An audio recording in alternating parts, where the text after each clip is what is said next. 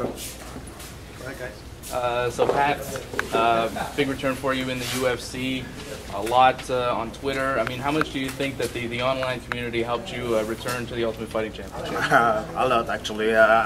You know what, I did my part of the job, you know, the winning fights and get back on the winning streak, but on the other part, man, the support I received from Twitter, and they were pushing me really hard, you know, on Twitter, and they were almost harassing the UFC and Dana White to having me back in the UFC, so it did probably help to be me get back in the UFC. Did anybody from the UFC say, "Hey Pat, you know, these guys keep bothering us"? Not yet. You know, the thing is, I think they want to keep the control about their decision. You know, it's, you know, at the end of the day, they took the decision. You know, I don't think they're gonna listen to, you know, 100% of the time what people ask.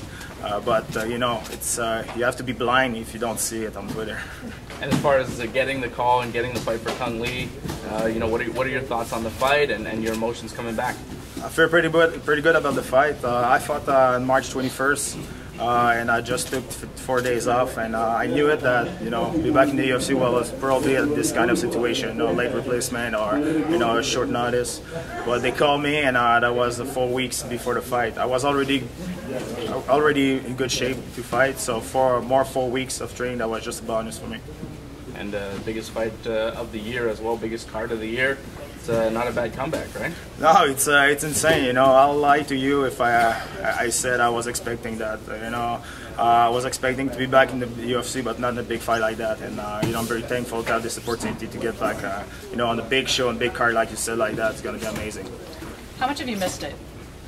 A lot, because you know what, I'm undefeated outside the UFC. I'm 13-0, so in my mind, I was still a UFC fighter. And you know, when I lost my last fight in UFC 121, you know, I took the blame. I did a pretty bad fight, so I get back on my feet, and you know, I did what the UFC asked me to do: get back on the winning streak, finish my guys, and that's what I did. And after that, I was just waiting for the call, and I'm really happy about it. And now, if the call wouldn't have come, your broadcasting career, is this what you want to eventually end up doing? Sure. You know, I'm 32 years old in this sport. It's still young. You know, I'm gonna fight a guy who's 40 years old. So you know, with the different mentality now about the sport, nutrition, training, you can fight longer now. You know, until 36, 37 years old, you're still gonna be, you know, at the top level fighter. But you know, you have to prepare. You have to career. That's what I'm doing right now. You know, I'm not done yet with fighting, but when I'm gonna be done, I'm gonna have something else. And what do you expect from Lee? I think he's gonna come back. He's gonna be back strong because he lost his last fight by knockout. But you know what? You know, I'm a striker. I have a powerful hand, so maybe he's gonna be afraid to receive a punch. Maybe try to go in the clinch and take me down.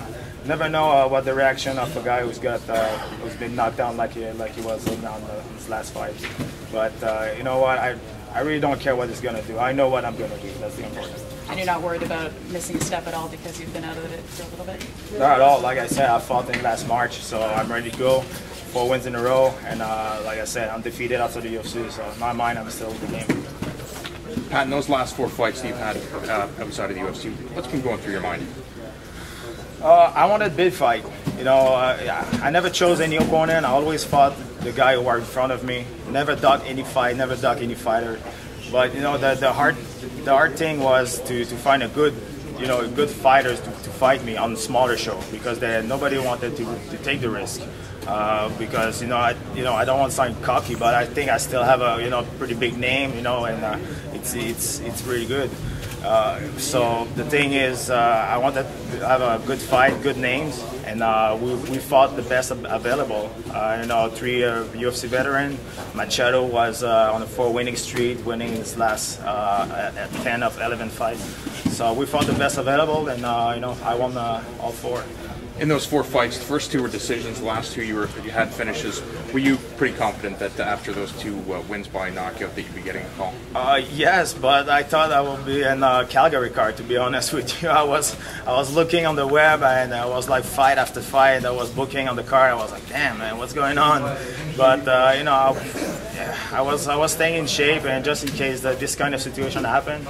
And one day, just the call came, and everybody got hurt at the same time. So I was like, man, okay, that's maybe my chance now.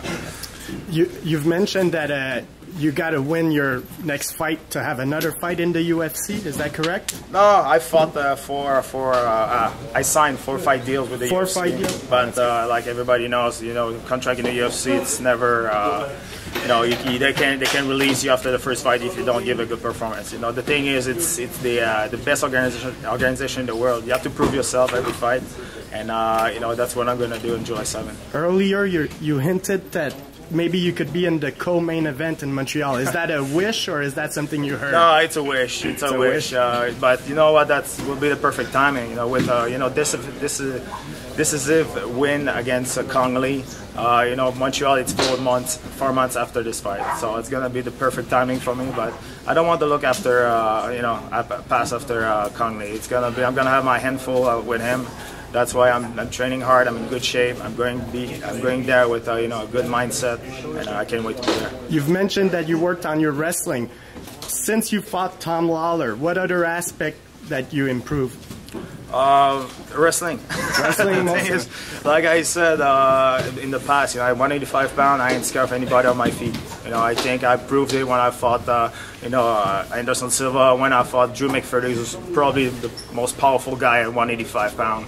He hit me pretty hard right now, but after that I was able to knock him out. My ground game, I think I proved it. I had a pretty good ground game against Ricardo Almeida. I'm still improving on the ground, but I think I proved it in the past. And that was my wrestling. I knew it. I had a weakness on that, and I did my homework. Great. Thanks, guys. Patrick.